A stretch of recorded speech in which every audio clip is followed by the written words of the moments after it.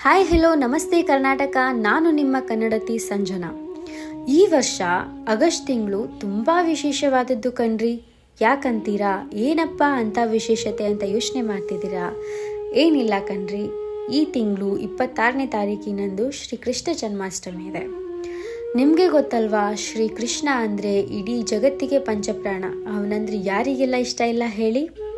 ಪ್ರತಿ ವರ್ಷದಂತೆ ಚಂದ್ರಮಾನ ರೀತಿಯಲ್ಲಿ ಶ್ರಾವಣ ನಕ್ಷತ್ರ ಅಷ್ಟಮಿಯಂದು, ಸೌರಮಾನ ರೀತಿಯಲ್ಲಿ ಸಿಂಹಮಾಸದ ರೋಹಿಣಿ ನಕ್ಷತ್ರದ ದಿನ ಈ ದಿನವನ್ನು ಆಚರಿಸ್ತಾರೆ.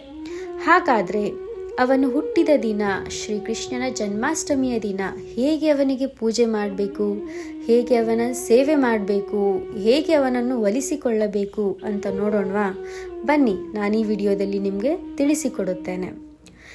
ಪ್ರತಿದಿನದಂತೆ ಅಂದಿನ ದಿನವೂ ನಾವು ಸ್ನಾನವನ್ನು ಮಾಡಿ ಶುಚಿಯಾಗಿ ನಮ್ಮ ಪೂಜಾ ಮನೆಯನ್ನು ಪವಿತ್ರಗೊಳಿಸಬೇಕು. ಅದಾದ ನಂತರ ನಮ್ಮ ಪೂಜಾ ಮನೆಯ ಬಾಗಿಲಿನ ಹತ್ತಿರ ಶ್ರೀಕೃಷ್ಣನ ಹೆಜ್ಜೆ ಗುರುತನ್ನು ಬರಿಬೇಕು. ಅದನ್ಯಾಕೆ ಮಾಡಬೇಕು ಅಂತ ಪ್ರಶ್ನೆ ಬರ್ತಿರ್ಬೇಕಲ್ವಾ? ಅದು ನಮ್ಮ ಜನರಲ್ಲಿರೋ ಒಂದು ನಂಬಿಕೆ. ಏನಂದರೆ, ಶ್ರೀಕೃಷ್ಣ ನಮ್ಮ ಪೂಜೆಗೆ ಬರುತ್ತಾನೆ, ನಮ್ಮ ಪೂಜೆಯನ್ನು ಸ್ವೀಕರಿಸುತ್ತಾನೆ ಅನ್ನೋ ಒಂದು ನಮ್ಮ ಜನರ ನಂಬಿಕೆ. ಕೃಷ್ಣನ ಹೆಜ್ಜೆ ಗುರುತನ್ನು ರಂಗೋಲಿ, ಅಕ್ಕಿ ಹಿಟ್ಟು ಅಥವಾ ಪೇಂಟನ್ನು ಸಹ ನಾವು ಉಪಯೋಗಿಸಿ ಬರೆಯಬಹುದು.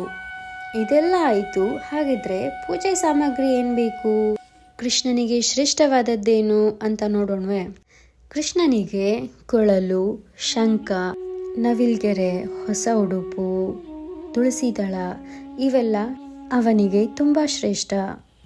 ಇದರ ಜೊತೆಗೆ ನಾವು ದಿನ ಬಳಸುವ ಪೂಜಾ ಸಾಮಗ್ರಿಗಳು: ದೀಪ, ಅಕ್ಕಿ ಕಾಳು, ಎಲೆ, ಜಲ, ಸಿಂಧೂರ, ಊದ್ಬತ್ತಿ, ಹೂವು, ತುಪ್ಪ, ಪಂಚಾಮೃತ ಇವೆಲ್ಲವೂ ಕೂಡ ಪೂಜೆಗೆ ಬೇಕಾಗಿರುವ ಮುಖ್ಯ ಸಾಮಗ್ರಿಗಳು.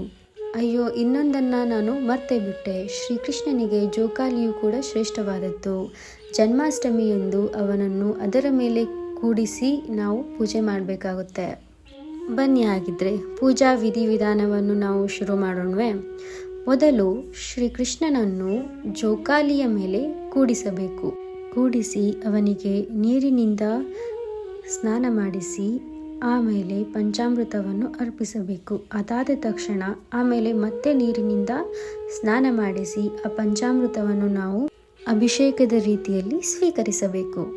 ಶ್ರೀಕೃಷ್ಣನ ಸ್ನಾನ ಆದ ಮೇಲೆ ಅವನಿಗೆ ಅದೇ ಜೋಕಾಲಿಯ ಮೇಲೆ ಬಿಳಿ ಅಥವಾ ಹಳದಿ ಬಟ್ಟೆಯನ್ನು ಹಾಕಿ ಅದರ ಮೇಲೆ ಶ್ರೀಕೃಷ್ಣನನ್ನು ಕೂಡಿಸಿ ಅವನಿಗೆ ಹೊಸ ಬಟ್ಟೆ, ತರತರಹದ ಆಭರಣ, ನವಿಲ್ಗೆರೆಯ ಕಿರೀಟ, ಕೈಯಲ್ಲಿ ಕೊಳಲು ಹಾಕಿ ಹೂವು, ಹಣ್ಣು, ಧೂಪ, ದೀಪದಿಂದ ಅವನನ್ನು ಪೂಜೆ ಮಾಡಬೇಕು. ಅದಾದ ಮೇಲೆ ಶ್ರೀಕೃಷ್ಣನಿಗೆ ನೈವೇದ್ಯದಲ್ಲಿ ತರತರಹದ ಸಿಹಿ ತಿಂಡಿಗಳನ್ನು ಮಾಡಿ ನೈವೇದ್ಯ ಮಾಡಬೇಕು. ಅದಾದ ನಂತರ ತರತರಹದ ಭಗವದ್ಗೀತೆಯಲ್ಲಿರುವ ಹಾಡುಗಳನ್ನು ಹಾಡಿ ಶ್ರೀಕೃಷ್ಣನನ್ನು ಸಂತೈಸಬೇಕು. ಇದರ ಜೊತೆಗೆ ಶ್ರೀಕೃಷ್ಣನನ್ನು ನಂಬಿದವರು ಅವತ್ತಿನ ದಿನ ಉಪವಾಸ ಮಾಡಬೇಕಾಗುತ್ತದೆ. ಉಪವಾಸದಲ್ಲಿ 2 ವಿಧಾನ ಇದೆ. ಒಂದು ಫಲಹಾರಿ ಉಪವಾಸ, ಇನ್ನೊಂದು ನಿರ್ಜಲ್ ಉಪವಾಸ.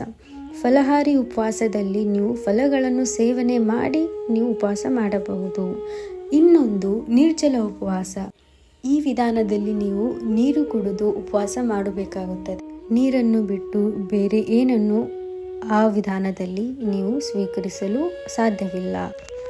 ಇದರ ಜೊತೆಗೆ ನಾವು ಅಂದಿನ ದಿನ ಶ್ರೀಕೃಷ್ಣನನ್ನು ಒಲಿಸಿಕೊಳ್ಳಲೇಬೇಕು ಅಂತ ಅಂದರೆ ಒಂದು ವಿಧಾನ ಇದೆ. ಆ ಪೂಜೆ ವಿಧಾನ ತುಂಬ ಕಷ್ಟ ಆದರೂ ನಮ್ಮ ಇಚ್ಛೆಗಳನ್ನು ನಾವು ಪೂರೈಸಿಕೊಳ್ಳಬಹುದು. ಹಾಗಾದರೆ ಅದು ಯಾವ ವಿಧಾನ ಅಂತ ನೋಡೋಣವೇ?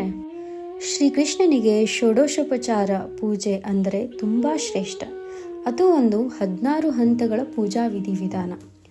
ಅದರಲ್ಲಿ 16 ಪ್ರಾರ್ಥನೆ, 16 ಮಂತ್ರಗಳಿರುತ್ತವೆ.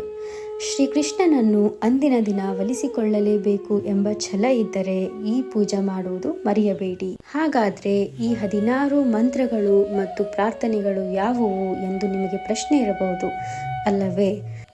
ಅವನ್ನೆಲ್ಲ ನಿಮಗಳಿಗೋಸ್ಕರ ನಾನು ಡಿಸ್ಕ್ರಿಪ್ಷನ್ ಬಾಕ್ಸ್ನಲ್ಲಿ ಹಾಕಿರುತ್ತೇನೆ.